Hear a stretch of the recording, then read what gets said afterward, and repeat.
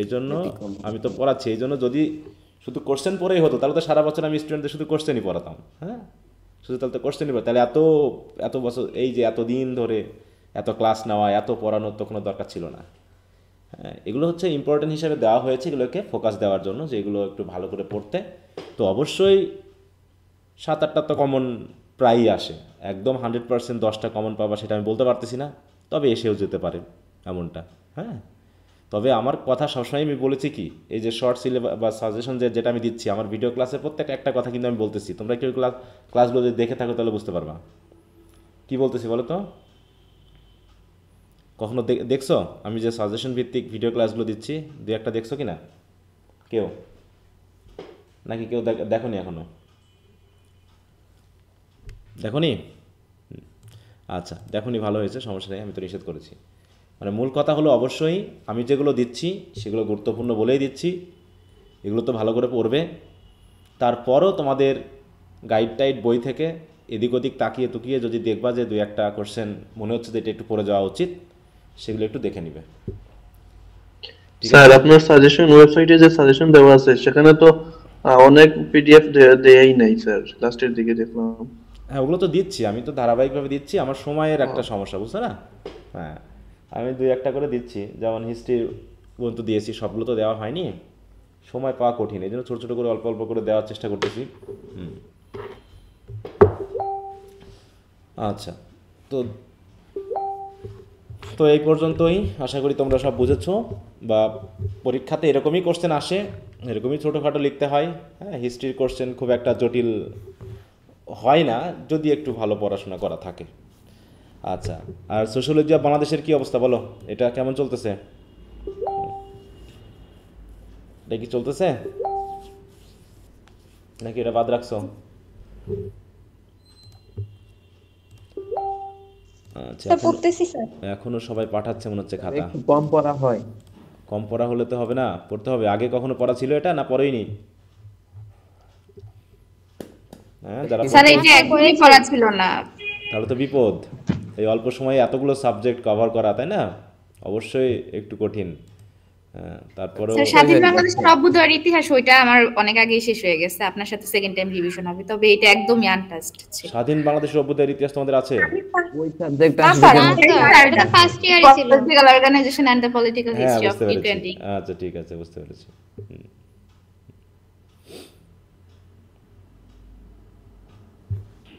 আচ্ছা, তাহলে আমরা মোটামুটি নিও ক্লাসিক্যাল পিরিয়ডটা একটু শুরু করি। হ্যাঁ, স্যার আমার একটা কোয়েশ্চেন আছে স্যার। হ্যাঁ বলো কি কোশ্চেন। জি স্যার, আমি যে রেজিস্ট্রেশন পিরিয়ড স্যার প্রথম যে ব্রড কোয়েশ্চেন আছে সেখানে দেওয়া আছে রেজিস্ট্রেশন পিরিয়ড শুরু হয়েছিল 1600 1660 থেকে 1688 পর্যন্ত। না আর দ্বিতীয় যে কোয়েশ্চেন সেখানে 1660 থেকে 1710 পর্যন্ত দেওয়া স্যার। আচ্ছা, মূলত এটা তোমার নিও ক্লাসিক্যাল এজ পর্যন্তই হবে, 1688 পর্যন্ত মেনলি একটা, ওটা হচ্ছে রেস্টোরেশনের পুরো ইতিহাস হবে না, ওটা হচ্ছে শুধুমাত্র প্রথম যে রাজা চার্লস দ্য সেকেন্ড তার সময়কাল, ওটা বুঝতে পারছো? ওইটুকুর মধ্যে ঘটনাটা ঘটেছিল, এই জন্য জি ওটা স্যার। দেওয়া হয়েছে। হ্যাঁ, ওটা হচ্ছে চার্লস দ্য সেকেন্ড 1660 থেকে রেস্টোর হওয়ার পর কতদিন পর্যন্ত ছিল, এই বিষয়টা নিয়ে ওখানে একটু কথা বলা হয়েছে। হ্যাঁ, এই যেহেতু আমাদের নিও ক্লাসিক্যাল পিরিয়ডটা এখানে পড়লেই তোমরা বুঝতে পারবা যে আসলে দেখো রেস্টোরেশন হলো, তারপরে অনেক কিছুই আসলো। হ্যাঁ, এর ভিতরে কতগুলো রাজার চেঞ্জ হলো। আর তোমরা সবসময় পড়বা কি এবিসি অফ ইংলিশ লিটারেচারে যে সালগুলো দেওয়া আছে সেটা একটু ভালো করে দেখার চেষ্টা করবা, আমি এটা বারবারই বলছি। হ্যাঁ, ঠিক আছে, ওখানটাকে একটু গুরুত্ব দিবা মানে সালগুলোর ক্ষেত্রে, কারণ অন্যান্য বই টই এগুলোতে সালের এদিক ওদিক থাকে। কারণ ইতিহাস তো আর এক্স্যাক্টভাবে কেউ করেনি। তো an ABC of English literature এই বইটাকে মেনলি আমরা এই সালের বিষয়গুলোর জন্য ফোকাস দিব। এই বইটা কি সবার কাছে আছে বলো তো? হ্যাঁ স্যার। জি স্যার।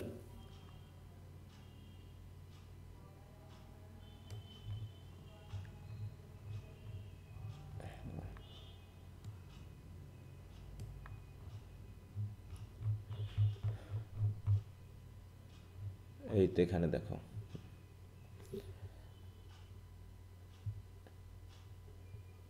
এই যে দেখো এখানে, হ্যাঁ, এটা আবার নিও ক্লাসিক্যাল এজের মধ্যে ফেলেছে, 1660 থেকে 1700 পর্যন্ত আমরা মেইনলি এখানে পাবো। আর দেখো এখানে ওই সময় অনেকগুলো ইয়ার চেঞ্জ হয়েছে, তাই না?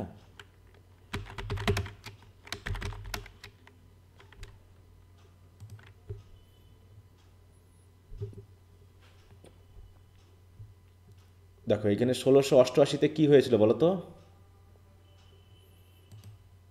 Blood race liberation. Glorious Revolution. Glorious revolution বা ব্লাডলেস রেভলিউশন, তাই তো? হ্যাঁ, ওইখান থেকে এই যে তোমার চার্লস দ্য সেকেন্ড, তারপর ওখানে কি আসলো বলো তো সিংহাসনে চার্লস দ্য সেকেন্ডের পরে? William the third. William the James third এবং II মেরি, তাই তো? হ্যাঁ, উইলিয়াম দ্য থার্ড আসলো, জেমস দ্য সেকেন্ড আসছিল চার্লস দ্য সেকেন্ডের পরে। তারপরেই তো ওটা ব্লাডলেস রেভলিউশন হলো, যেটা হচ্ছে দেখো 1685 পর্যন্ত মেনলি চার্লস দ্য সেকেন্ড ছিল, তারপর জেমস দ্য সেকেন্ড আসলো, ও বেশি দিন থাকতে পারেনি, 1688-তে তাকে পুত করা হলো। তারপর উইলিয়াম দ্য সেকেন্ড, এই থার্ড আসলো মেরির, তাই তো? কি হিসাবে আসলো? মেরির হাজব্যান্ড হিসেবে নাকি? হ্যাঁ, মেরির হাজব্যান্ড স্যার। হিসেবে। আচ্ছা, তো ঠিক আছে, আমরা নিও ক্লাসিক্যাল এজটা তাহলে একটু দেখি। এখানে নিও ক্লাসিক্যাল এজ সম্পর্কে কি বলা হচ্ছে দেখো। নিও ক্লাসিক্যাল এজ, এখানে দুটা এজের মেনলি সমন্বয়, হ্যাঁ। রেজিস্ট্রেশনের পিরিয়ডটা বাদ দিয়ে আমরা আপাতত একটু উপরে তুলে নিলাম মনে করো এখান থেকে, হ্যাঁ। অগাস্টান এজ বা এজ অফ পোপ অথবা এজ অফ জনসন বা এজ অফ সেন্সিবিলিটি, এগুলো একটু খেয়াল রাখবা, ব্রিফ কোশ্চেন অনেক সময় এসে যেতে পারে। এই সালগুলো তারিখগুলো একটু খেয়াল করবা। টোটালি হচ্ছে আমরা নিও ক্লাসিক্যাল এজকে 1700 থেকে 1785 সাল পর্যন্ত দিচ্ছি। তারপরে আসছে 1798 থেকে 1832। এইখানে এই যে দেখো এইজ ভিত্তিক একটা গ্যাপ পড়ে গেছে, হ্যাঁ। এই গ্যাপগুলোতে বিভিন্ন রাইটার, বিভিন্ন হিস্ট্রিয়ান বিভিন্নভাবে দেখানোর চেষ্টা করেছে। এই জন্য সাল তারিখ নিয়ে অত বেশি, যেখানে ভেজাল সাল তারিখ সেখান থেকে পরীক্ষায় আসে না বলে রাখবো, ঠিক আছে? কিন্তু যেগুলো এক্স্যাক্ট সাল তারিখগুলো আছে সেগুলো তো মেনলি পরীক্ষাতে দেয়। অত টেনশন করার কোনো কারণ নাই যে স্যার এখানে তো এই সালটা এই বইয়ে ওই দেখলাম, ওই বইয়ে ওই দেখলাম, এগুলো নিয়ে টেনশন করবো না। যেগুলো একদম এক্স্যাক্ট সেগুলো পরীক্ষা আসে, যেটা এক্স্যাক্ট না, যেখানে রাইটারদের মধ্যে মানে মোটামুটি ঝামেলা আছে, তাই তো, বা ওদের ভিতরে মতবিরোধ আছে, সেগুলো নিয়ে পরীক্ষাতে আসে না। ওকে, তাহলে আমরা নিও ক্লাসিক্যাল পিরিয়ডটা নিয়ে একটু কথা বলি। তার আগে আমরা একটু শব্দটা একটু খেয়াল করি। নিও ক্লাসিক্যাল, এই শব্দটা একটু খেয়াল করো। নিও ক্লাসিক্যাল, তাই তো? নিও ক্লাসিক্যাল মানেটা কি? নিও মানে কি বলো তো? নিও বলতে কি বোঝায় জানা আছে মিনিংটা? নিও অর সুডো, সুডো বুঝো? নিও অর সুডো মিনিং, সরি কি আসলো, সবাই আমার কথা শুনতে পাচ্ছ? কেউ তো রেসপন্স করতেছ না কোনো। হ্যাঁ স্যার। দেখো নিও অর সুডো, এটা বলতে বোঝায় হচ্ছে ফেক। ফেক মানে হচ্ছে মানে আগের মতো আর কি, নয়া, যেটা বলে নিও ক্লাসিসিজম, হ্যাঁ, বা হচ্ছে নিও দিয়ে বোঝায় নতুন করে কোনো কিছুর ওর আদলে আর কি তৈরি, হ্যাঁ, কোনো কিছুর আদলে আর একটা জিনিসকে তৈরি করতে আমরা সুডো বা নিও শব্দটাকে ব্যবহার করে থাকি। দেখো এখানে বলছে, হ্যাঁ, যে pseudo means being apparently rather than actually as stated, ঠিক আছে তো? তাহলে ক্লাসিসিজমের মতো, কিন্তু ক্লাসিসিজম না, এক্স্যাক্টলি না, অ্যাপারেন্টলি, তাই তো, মোটামুটি ওই রকমই, কিন্তু একদম ওই রকমটা না। তাহলে এখানে দুটো শব্দ এসেছে, একটা হচ্ছে ক্লাসিসিজম আর একটা হচ্ছে কি নিও। এই দুটার নিও। সমন্বয়ে মেনলি আমরা পাচ্ছি হচ্ছে নিও ক্লাসিসিজম বা নিও ক্লাসিক্যাল। এখন ক্লাসিক্যাল বলতে আমরা কি বুঝি? What is the meaning of classical? Classical বলতে আমরা কোন বিষয়গুলোকে নির্দেশ করব? এটা কিন্তু একটা শর্ট কোশ্চেন বা ব্রিফ কোশ্চেন। গ্রিকদের লেখাগুলোকে। ক্লাসিসিজম, তাই না? দেখো ক্লাসিসিজম বলতেই আমরা বুঝবো ওই যে আমাদের রিফরমেশন পিরিয়ড পূর্ববর্তী, হ্যাঁ, রিফরমেশন পিরিয়ড পরবর্তী আমরা দেখলাম যে গ্রিক লিটারেচার, হ্যাঁ, Greek art, Greek culture, Roman লিটারেচারের প্রতি মানুষের যে আগ্রহ তৈরি হলো, তাই না? সেখানে আমরা রেনেসাঁস পিরিয়ডের একটা ফিলিং পাচ্ছি। আর ক্লাসিসিজম মানে হচ্ছে ওই ক্লাসিক্যাল রাইটার বা রাইটিংদেরকে বুঝি, সেই অ্যানশিয়েন্ট, তাই তো, বিশেষ করে প্রাচীন গ্রিক বা রোমান যেসব আর্ট কালচার এইগুলোকে আমরা বুঝে থাকি। তাই বলছি দেখো the following of ancient Greek আর রোমান, তাহলে ক্লাসিসিজম এটার মানে হলো সেই মতবাদ যে মতবাদটা গুরুত্ব দেয় কাকে, গ্রিক এবং রোমান প্রিন্সিপালসকে অথবা স্টাইলকে ইন আর্ট অ্যান্ড লিটারেচার। তাহলে সাহিত্য বা আর্টের ক্ষেত্রে গ্রিক এবং রোমানদের যে নীতি ছিল বা যে স্টাইল ছিল সেগুলোকে ফলো করাটাই হচ্ছে classicism. Generally associate with harmony, restraint and adherence to recognise standard form of craftsmanship, মানে যে স্ট্যান্ডার্ডে গ্রিকরা পছন্দ করতো সেই স্ট্যান্ডার্ড অনুসরণ করা, যে স্টাইলে গ্রিকরা ওইটা রচনা করতো বা আঁকতো বা অঙ্কন করতো, এখানেও ঠিক একই আর্ট বা প্রিন্সিপালকে ফলো করা। তার মানে আমরা দেখি specially from the Renaissance to the 18th century, দেখো ক্লাসিসিজম বলতে আমরা আবার বোঝাচ্ছি কাকে বলো, নিও ক্লাসিক্যাল বলতে আমরা ওই যে রেনেসাস পরবর্তী, না রেনেসাস পরবর্তী যে পিরিয়ডটা বা রেস্টোরেশন পিরিয়ড পরবর্তী যে পিরিয়ডটা, যে পিরিয়ডের রাইটাররা ওই পূর্বের, তাই তো, প্রাচীন গ্রিক বা রোমান লিটারেচারকে তারা ফলো করা শুরু করেছে, সেটাকে আমরা বলছি হচ্ছে ক্লাসিসিজম বা ওই মতবাদ। সেখানে এখানে একটু দেখি,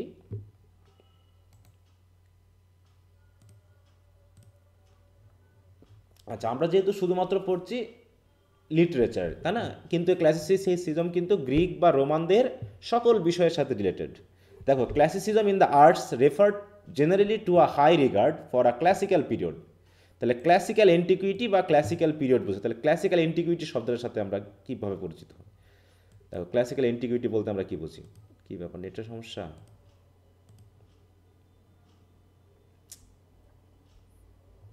দেখো ক্লাসিক্যাল এন্টিকুইটি বলতে বোঝাচ্ছে classical antiquity also known as classical era অথবা ক্লাসিক্যাল পিরিয়ড বা ক্লাসিক্যাল এজ, তুমি যে নামে বুঝতে পারো, অথবা সিম্পলি অ্যান্টিকুইটি, শুধু অ্যান্টিকুইটি শব্দটা দিয়েও ওই একই কথা বোঝাবে, মানে এই ওয়ার্ডগুলোর সাথে আমাদের পরিচিত হতে হবে। তাহলে classical antiquity, classical era, classical period, classical age or antiquity is the period of cultural European history between the 8th century BC and 5th century AD. BC আর এডির মধ্যে পার্থক্য কি বলো তো? বিসি এবং এডির মধ্যে পার্থক্য কি? এডি হচ্ছে অ্যানো ডোমিনি আর বিসি হচ্ছে বিফোর ক্রাইস্ট। হ্যাঁ, তাহলে অ্যানো ডোমিনি দিয়ে কি ক্রাইস্ট জন্মের পূর্বে হচ্ছে বিসি, আর ক্রাইস্টের জন্মের পর থেকে হচ্ছে ক্রাইস্টের জন্মের পূর্বে মানে বিফোর আর হ্যাঁ, ক্রাইস্টের জন্মের পরে হচ্ছে যীশু খ্রিস্টের জন্মের 800 বছর আগে থেকে শুরু করে যীশু খ্রিস্টের জন্মের 500 বছরের মধ্যে, তাই তো, এই যে 800 আর 500 1300 বছর, ঠিক আছে তো। তার মানে আমরা বুঝতে পারছি যে ইংরেজি সাহিত্য শুরু হয়েছে 5th সেঞ্চুরি, তার মানে 5th সেঞ্চুরি পূর্ববর্তী, তাই না। আমরা জানি ইংরেজি সাহিত্য শুরু হয়েছে বা ইংলিশ লিটারেচার শুরু হয়েছে কত সাল থেকে? 450-এর পরবর্তী, মানে হচ্ছে 5th সেঞ্চুরির মাঝামাঝি, তাই না। তাহলে 5th সেঞ্চুরির ইংরেজি সাহিত্য শুরু হওয়ার আগ মুহূর্ত পর্যন্ত এবং যীশুখ্রিস্টের জন্মের 800 বছর থেকে শুরু করে এই পর্যন্ত যে সময়টা, এই সময়টাকে মেনলি বলা হয়ে থাকে অ্যান্টিকুইটি। আর এই সময়ে, সেই সময় কি ছিল দেখো, comprising the interwoven civilisation of ancient Greece and ancient Rome known together as the Greco Roman world. Greco Roman মানে হচ্ছে গ্রেকো বা গ্রেসো, যেটা হচ্ছে গ্রিক বা গ্রিস, আর রোমান এটাকে হচ্ছে centred on the Mediterranean basin. Mediterranean basin মানে হচ্ছে এই যে মেডিটেরিয়ান যে সি রয়েছে তার এই যে এই অংশে, মেডিটেরিয়ান সি এর আশেপাশেই তো মেনলি এরা অবস্থিত, তাই না। গ্রিস, রোম, ইতালি, এই জায়গায়, এই দেখো ইতালি, রোম, হ্যাঁ, আর এই যে হচ্ছে গ্রিস। তাহলে এই যে জায়গাটাতে, এই অংশটুকুতেই মেনলি তৎকালীন সময়ে শিক্ষা দীক্ষায় উন্নত ছিল গ্রিসে, তাই অ্যারিস্টটল, প্লেটো এরা ছিল। It is the period during which ancient Greece and ancient Rome flourished and had major influence throughout much of Europe, North Africa and West Asia, তাই তো। কারণ এরা কিন্তু এই অবস্থাতে, দেখো ওয়েস্ট এশিয়া, তাহলে এটা হচ্ছে কি আফ্রিকা, এই দিকে রয়েছে আফ্রিকা, এই যে মরক্কো ইত্যাদি, এই দিকে রয়েছে ওয়েস্ট এশিয়া, পশ্চিম, আর এইখানে রয়েছে ইউরোপ। তার মানে এখন যেমন আমরা আমেরিকা বা ইংল্যান্ড বা রাশিয়ার যেটা প্রভাব দেখতেছি, এই প্রভাবটা আগে ছিল হচ্ছে গ্রিস এবং ইটালির, তাই তো, গ্রিস এবং ইটালির। তৎকালীন সময়ে তারা চিন্তাভাবনা, দেখবা যে অধিকাংশ বই, আমরা যে বইগুলো পড়ি অধিকাংশই দেখবা ওই গ্রিক বা রোমান কালচার থেকে শুরু হওয়া, তাই না, অ্যারিস্টটল, প্লেটো, গ্রিসের, তাই না, বা সাহিত্যকর্ম যদি দেখি ওই রোমান, এই। তার মানে এই যখনই আমরা ক্লাসিসিজমের কথা আসবে তখনই আমরা ফিরে যাব ওই যে 1300 বছর, ওই 1300 বছরের মধ্যের যে সকল সাহিত্যকর্ম, যে সকল আর্ট, যে সকল চিন্তাভাবনা, যে সকল ধর্মীয় প্রভাব, এইগুলো বলছে conventionally it is often consider to begin with the earliest recorded epic Greek poetry of Homer. বিশেষ করে আমরা হোমারের গ্রিক পোয়েট্রিকে নির্দেশ করি সাহিত্যের ক্ষেত্রে। And ends with the end of western Roman empire in 476 AD। ওই যে খ্রিস্টান ধর্ম যখন আসলো, তাই না, খ্রিস্টিয়ান রিলিজিয়ন শুরু হলো এবং রোমান এম্পায়ার পরবর্তীতে খ্রিস্টিয়ান রিলিজিয়নের উপর ভিত্তি করে তাদের প্রভাবটা বিস্তার করতে শুরু করলো। তাহলে তার আগ পর্যন্ত এই সময়টুকু ছিল হচ্ছে ক্লাসিক্যাল অ্যান্টিকুইটির মধ্যে। তারপর সাস a wide span of history and territory covers many disparate cultures and period. Classical antiquity may also refer to an idealise version.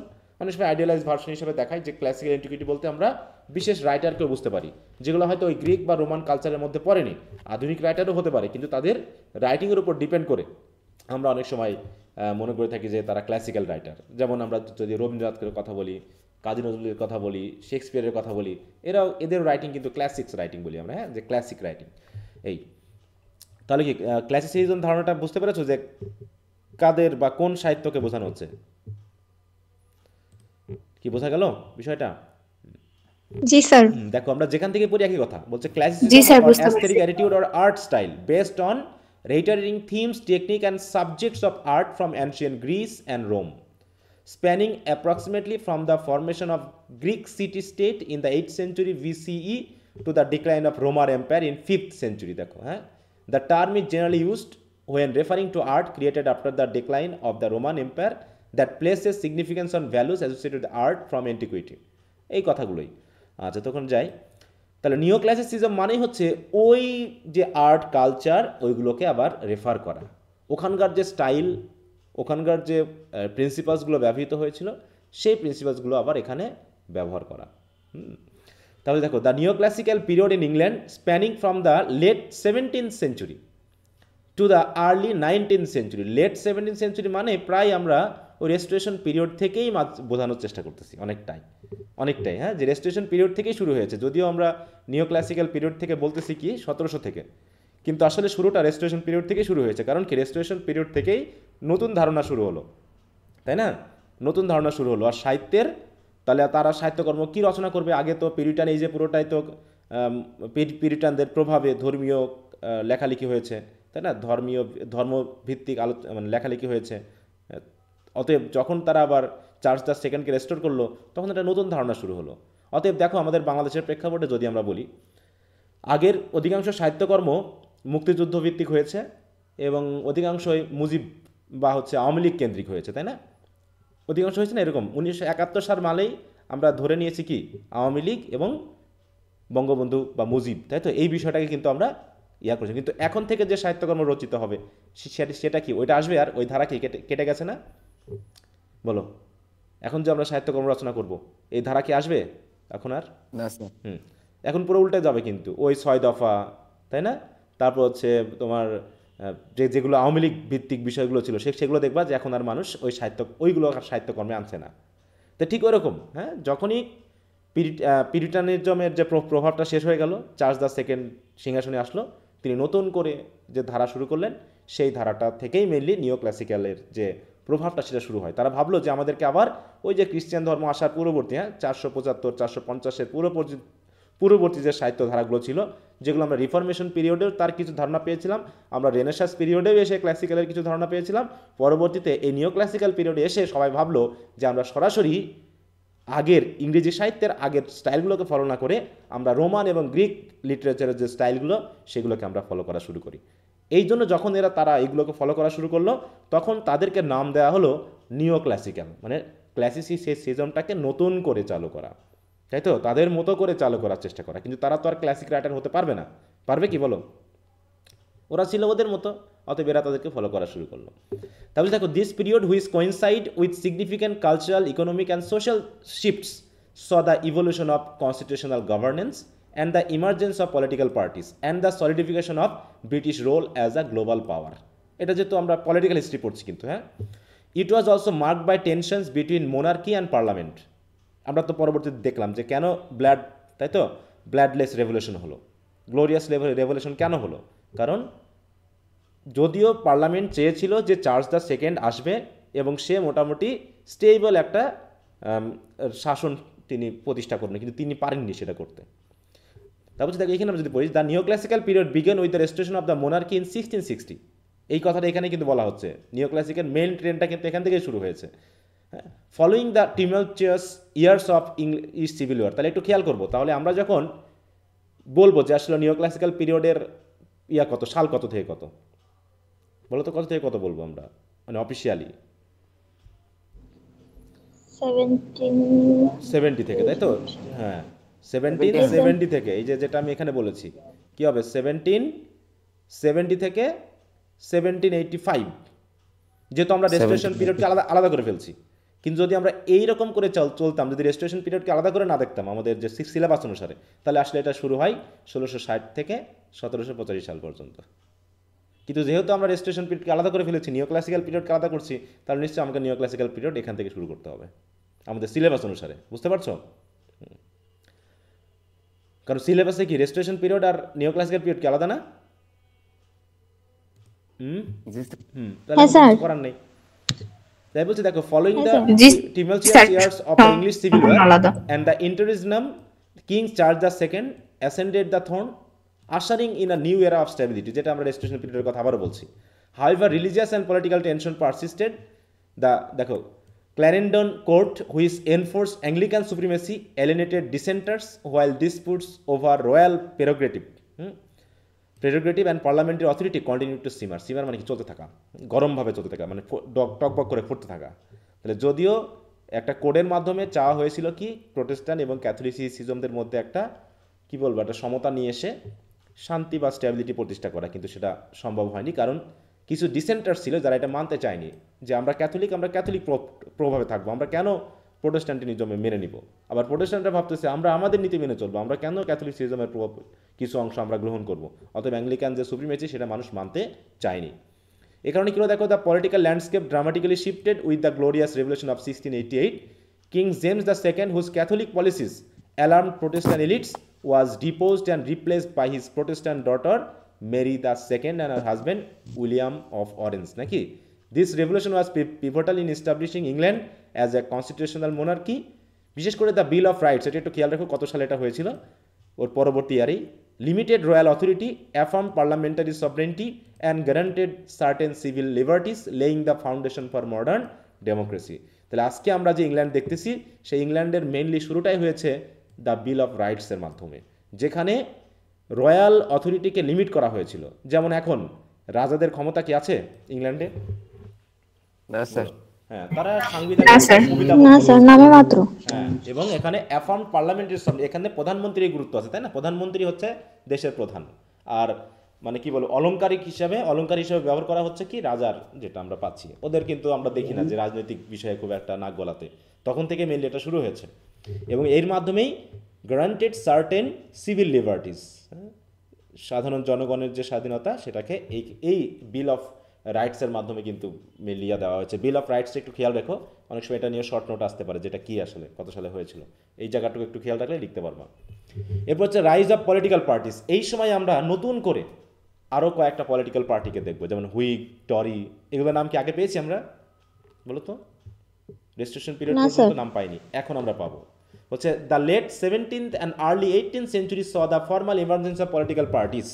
The Whigs, খেয়াল রাখো, and Tories became the dominant factions in English politics. আগে পেয়েছিলাম Catholics, Protestant, এই সকল নাম। এখন আমরা নতুন দুটো নাম পেলাম, একটা হচ্ছে হুইগস অ্যান্ড টরি। became the dominant faction মানে কি, বিপরীত দল in English politics, representing distinct interests and ideologies.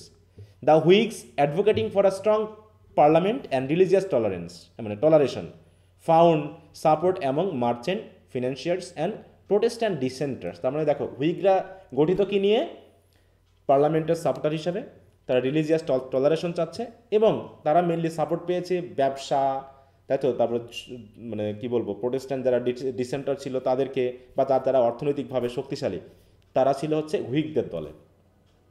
যেমন আমরা অনেক সময় বলে থাকি যে বাংলাদেশে আওয়ামী লীগ ঘরনার মানুষগুলো অধিকাংশ কি ব্যবসায়ী, তাই না? টাকাওয়ালা বা ব্যবসায়ী, এরকমটা আমরা ধরে থাকি অনেক সময়।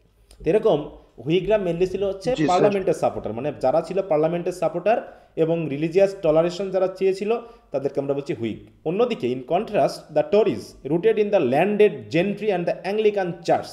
অ্যাংলিকান চার্চ মানে রাজা বুঝতে হবে, তাই না? Champion royal authority and traditional social hierarchies, হ্যাঁ, তারা চেয়েছিল কি যে রাজার প্রতি অনুগত থাকতে এবং ট্রেডিশনাল যে বিষয়টা ছিল যে রাজার অধীনে আরও লর্ড ইত্যাদি, এই যে সোশ্যাল সিস্টেমটা সেটাকে তারা সাপোর্ট করেছিল। তার মানে দুটা দলে ভাগ হয়ে গেল, একটা হচ্ছে রাজার অনুসারী, একটা হচ্ছে পার্লামেন্টের অনুসারী। অতএব এখানেও আর একটা মারামারি গন্ডগোলের একটা চলে আসলো কিন্তু আবার, হ্যাঁ। This period also saw significant legislative development such as the act of union which United England and Scotland into kingdom of great Britain. এই যে গ্রেট ব্রিটেন বলতে আমরা যা বুঝি তা হচ্ছে কি, কয়টা দেশ সমন্বয় বলো তো, ভূখণ্ডের সমন্বয় গ্রেট ব্রিটেন। চারটা দেশের সমন্বয়। গ্রেট ব্রিটেন আর ইংল্যান্ড কি এক জিনিস নাকি ইংল্যান্ড গ্রেট ব্রিটেনের একটা অংশ? স্কটল্যান্ড ইংল্যান্ড গ্রেট ব্রিটেনের একটা অংশ। এরকম, তাই তো। আন্ডার অ্যানি, তাই তো, queen Anne 1702-1714 this political factions contended for influence setting the stage for modern parliamentary system. Contend করা মানে কি, মানে এই যে ভোটের মাধ্যমে কারা জিতবে, এখান থেকে মেনলি আধুনিক যে পার্লামেন্টারি সিস্টেম এটাই শুরু হয় এখান থেকে, ভোটাভুটির মাধ্যমে। যে দ্বন্দ্ব মারামারি হবে না, জনগণ যাকে চাইবে সে সিংহাসনে বসবে, সে দেশ চালাবে, তাই তো, সে পার্লামেন্টের প্রধান হিসাবে কাজ করবে। এইভাবে চলতে থাকলো। এখানে আরও কিছু তথ্য দেখো, the Hanoverian succession and Walpole's leadership. আমরা যদি এখন একটু সে রাজা বা এটার দিকে চলে যাই এবিসিতে,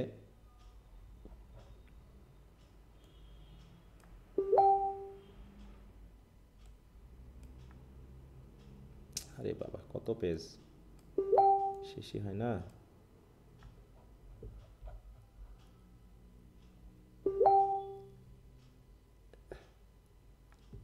এই যে হাউস অফ হ্যানোভার, হ্যাঁ, দেখো তাহলে হচ্ছে স্টুয়ার্ট ডাইনাস্টি, যেটা জেমস দ্য ফার্স্টের মাধ্যমে শুরু হয়েছিল। এলিজাবেথ দ্য ফার্স্টের শেষ হওয়ার পর, যেহেতু এলিজাবেথ দ্য ফার্স্টের কোনো সন্তান ছিল না, পুত্র সন্তান ছিল না, এই জন্য, তাই তো, মেরির, তাই তো, এই দিক থেকে যে মানে লাইনেসটা সেখান থেকে তো হলো স্টুয়ার্ট ডাইনাস্টি। সেই স্টুয়ার্ট ডাইনাস্টির শাসন শুরু হলো এবং অ্যানির মাধ্যম দিয়ে সেটা শেষ হলো। পরবর্তীতে দ্য হাউস অফ হ্যানোভার, হ্যাঁ, জর্জ দ্য ফার্স্ট এর মাধ্যম দিয়ে নতুন করে আর একটা দেখো ডাইনাস্টি শুরু হলো এবং এটা চলছে। দেখো হ্যানোভার কিন্তু এখনও চলতেছে, house of Hanover. Elizabeth the second কি আছে না মারা গেছেন? মারা গেছেন। বর্তমানে কে রাজা? Charles third. চার্লস থার্ড কেন বলা হলো বলো তো? চার্লস কেন থার্ড বলা হলো তাকে? এর আগে দুইজন চার্লস, এর আগে দুইজন চলে গেছেন স্যার। হ্যাঁ, দুইজন চার্লস ছিল, তাই না? চার্লস দ্য ফার্স্ট যাকে বিহেডেড করা হয়েছিল, তারপর Charles the second, Charles the first এরকম, তাই বলতে দেখো।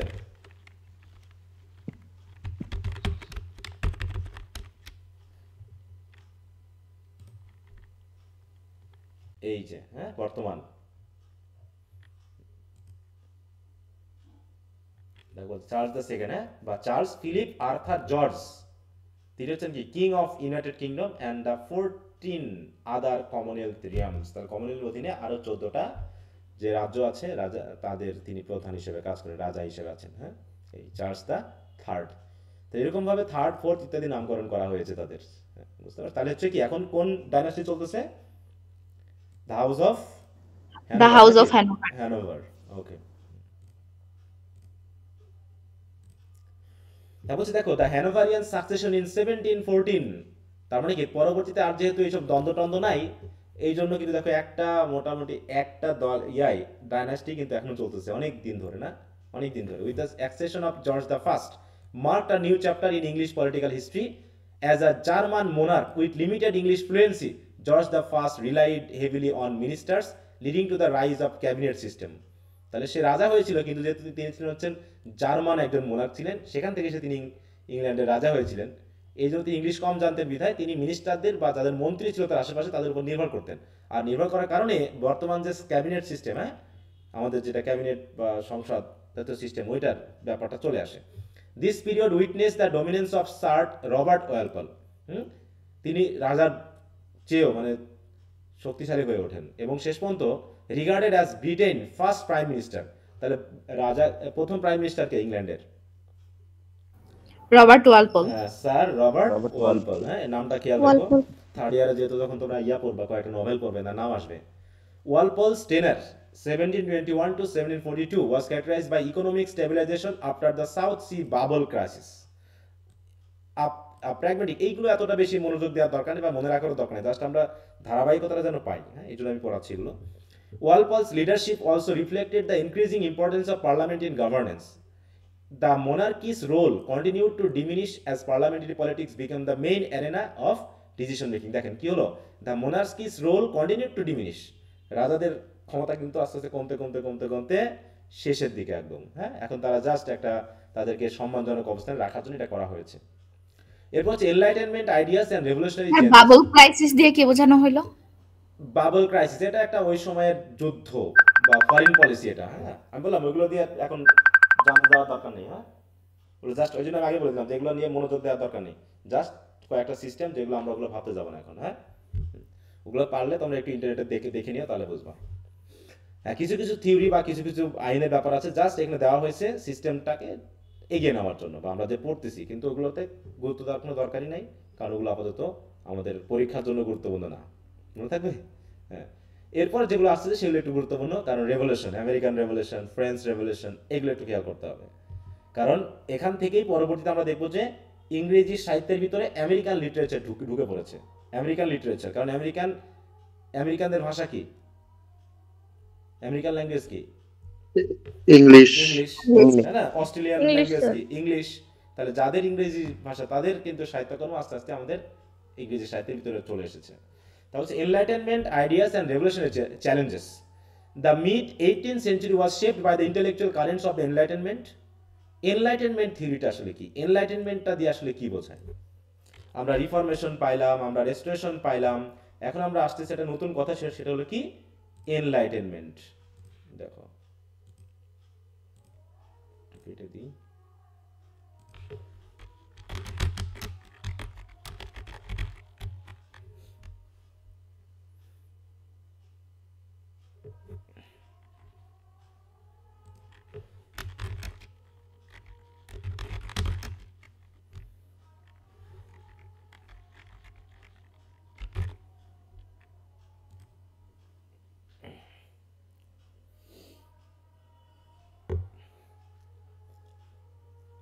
দেখো বলছে কি এনলাইটেনমেন্ট রেফার করছে কাকে?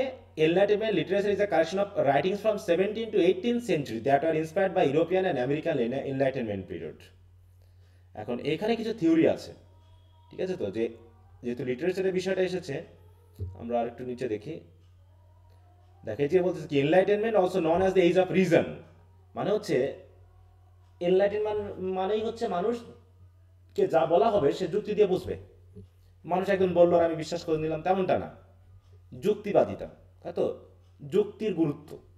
আগে মানুষ ধর্ম বিশ্বাসটা অন্ধভাবে বিশ্বাস করেছে, ধর্মকে মানুষ, তাই তো, ধর্মের মাধ্যমে মানুষকে নিষ্পেষিত করা হয়েছে। কেন? কারণ মানুষ ধর্মীয় বিষয়গুলোকে তারা বুঝতো না, ওই প্রিস্টেরা, পোপেরা বা বড় যারা আছে তারা যা বলতো এরা তাই মেনে নিত, কিন্তু তারা যুক্তি দিয়ে বিবেচনা করেনি যে বিষয়গুলো আসলে এরকমটা হওয়ার কিনা, এরকমটা হতে পারে কিনা। পোপ কি কখনো একজন মানুষের পাপ ক্ষমা করতে পারে? সে তো নিজে মানুষ, তারই পাপের অভাব নাই, সে আবার অন্যকে কিভাবে পাপ ক্ষমা করতে পারে? সে নিজেই স্বর্গে যাবে কিনা ঠিক যাবে নেই। কিনা তার কোনো ঠিক নাই।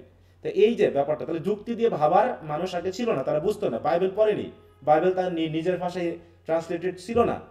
আস্তে আস্তে মানুষ বিষয়গুলোকে বুঝতে শিখছে, তাই তো? তারপর যখন ধর্ম এবং ওই যে গ্রিক বা রোমান কালচার একত্র হয়ে গেল, যে দুটা দিয়ে মানুষ বুঝতে শিখলো, তখনই এইখানে এই এনলাইটেনমেন্ট বা এজ অফ রিজনের কথা আসলো। আর এটা শুরু হলো এই নিও ক্লাসিক্যাল পিরিয়ড বা এই সময়। আর একটা বিষয় হলো, সবচেয়ে বড় বিষয় হলো কি, এই সময়ে অধিকাংশ সায়েন্টিফিক যে আইডিয়াগুলো, হ্যাঁ, সেগুলো কিন্তু ফ্লারিশ করতে শুরু করে। দেখো আমরা অধিকাংশ যদি আমরা সায়েন্টিফিক ইনভেনশনগুলো পাই, যেমন হচ্ছে এই সময়ে ওই যে বাল্ব আবিষ্কার হয়েছিল, কবে, কে করেছিল? বৈদ্যুতিক বাতি। Thomas Edison. হ্যাঁ একটু সরি,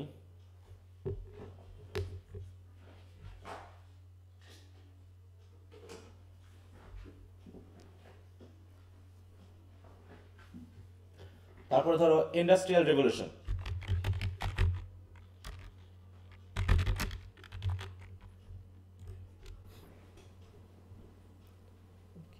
এখানে দেখো তো কোন সময়, এই সময় না সব, এই দেখো 1760 বা এই সময় ধীরে ধীরে কিন্তু এগুলো শুরু হচ্ছে, কারণ স্টিম ইঞ্জিনের আবিষ্কার হলো, তাই না? এই সময় স্টিম ইঞ্জিন আবিষ্কৃত হয়েছিল। দেখো দেখো কোন সময়ে, দেখো 1698, হ্যাঁ, তার মানে কি এই সময় না, 90 এই সময় তো নাকি? হ্যাঁ স্যার। তাহলে এই যে বিভিন্ন বিষয়, সায়েন্টিফিক বিষয়গুলো আবিষ্কৃত হওয়ার কারণে মানুষের ভিতরে অনেক কিছু মানুষ বুঝতে শিখলো, হ্যাঁ? যে আমরা শুধুমাত্র আগে ধর্ম নিয়ে মারামারি করেছি, ধর্মের বিরুদ্ধেই এর মধ্যে ইনক্লুডেড ছিলাম, হ্যাঁ, আমরা এইগুলো বিষয়গুলো বুঝি নাই, হ্যাঁ, যে আসলে আরও অনেক কিছু করার আছে, অনেক কিছু জানার আছে, হ্যাঁ, নিজেদের জীবনকে দেশকে সাজাতে গিয়ে অনেক কিছু করার আছে। তো এই বিষয়টা যখন এইটা মেনলি এনলাইটেনমেন্ট যে থিওরি, এটার মাধ্যমে মেনলি এসেছে। তো ওটাতে অত যাচ্ছি না আমরা যেহেতু সাহিত্যের মধ্যে থাকি। তাই বলছি দেখো, the mid 18th century was shaped by, mid মানে হচ্ছে 1760 বা এই সময়টাকে, হ্যাঁ, এনলাইটমেন্ট ফিলোসফার্স লাইক এই যে জন লক, হ্যাঁ, David Hume influence political thought. এই সময় অনেক ফিলোসফার কিন্তু মানে চলে আসলো। তারপর হচ্ছে 1776 বা এই সময় কি হলো, আমেরিকান হলো না, আমেরিকা স্বাধীনতা অর্জন করলো। আমেরিকা স্বাধীনতা তারপর অর্জন দেখো করেছে। 1789 85 পর্যন্ত আমাদের নিও ক্লাসিক্যাল এজ, কিন্তু 1785 পর্যন্ত, 89-এ আমরা দেখছি ফ্রেঞ্চ রেভলিউশন। মানে ওই সময়ের মেনলি যে বিষয়গুলো, মানে একটার পর একটা কিন্তু দেখো দ্বন্দ্ব, সংঘাত, হ্যাঁ, কনফ্লিক্ট আমরা দেখতেই পাচ্ছি, হ্যাঁ। This ideas fuel debates over representation, justice and governance, influencing reform movements across Britain. However revolutionary challenges loomed large. The American Revolution, which resulted in the loss of Britain's American colonies, sparked intense debate over imperial policy and parliamentary authority. যে England যখন আমেরিকাকে হারালো তখন বুঝতে পারছো তার পলিসির মধ্যে নিশ্চয়ই ভুল ছিল, তারা নতুন করে আবার ভাবতে শুরু করলো। এদিকে French revolution and it's radical ideas further unsettle the British elite. তাহলে ফ্রেঞ্চ রেভলিউশনের সময়ে আমেরিকা কিন্তু ফ্রান্সকে সাহায্য করেছিল, এই জন্য আমেরিকার সাথে ফ্রান্সের একটা বেশ মানে দহরম মহরম তৈরি হয়, আর ইংল্যান্ডের সাথে তার একটা আনরেস্ট তৈরি হয়, দেখো, leading to fears form of domestic unrest. আমরা দুটা পড়বো, বিশেষ করে একটা নভেল আছে the tale of two cities, হ্যাঁ, সেখানে লন্ডন এবং প্যারিসের বিষয়ে বলা হয়েছে যে দুই দেশের মধ্যে যে একটা মানে কি বলবো আনরেস্টফুল যে একটা অবস্থা, সেটা কিন্তু ওই নভেলে দেখানো হয়েছে। In response the government adopted repressive measures such as suspending habeas corpus and restricting political dissent. Habeas corpus মানে হচ্ছে জনগণের যে সিভিল রাইট যেগুলো, সেগুলো নিয়ে এগুলোকে সাসপেন্ড করা হয়। জনগণ ওই যে 44 ধারা জারি করলে যেমনটা হয়, এরকমের মাধ্যমে গভর্নমেন্ট আরও শক্ত হতে শুরু করলো।